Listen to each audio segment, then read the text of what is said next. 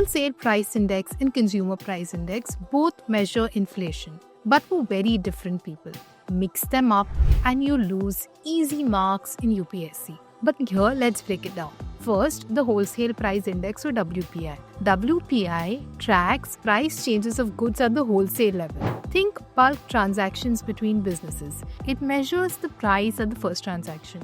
It is crucial for the government, industries, and businesses to track, and it includes primarily goods like fuels, metals, chemicals, and food grains. It is published by the Office of the Economic Advisor in the Ministry of Commerce. अब आ जाते हैं consumer price index या CPI पर. CPI is what you and I feel in our daily lives. It tracks the price of a final basket of goods and services that a consumer actually buys. It measures the price at the retail level, paid by the final consumer. It matters to the common man and crucially to the Reserve Bank of India.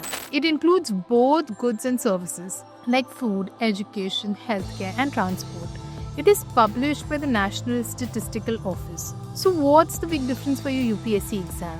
Here it is. The RBI uses CPI, not WPI, as its key measure for inflation control and settling monetary policy. Why? Because CPI reflects the true cost of living for people. It is the real indicator of the demand side of inflation. Let us connect this to a previous year question. While they often ask direct questions, the concept is key. They can easily ask which index is the primary measure of inflation for the RBI's monetary policy, and the answer, it is the Consumer Price Index. Do save this, revise it, and nail that WPI CPI question, and look at the long format video for the entire inflation concept and linked PYQs in one go at Yuki.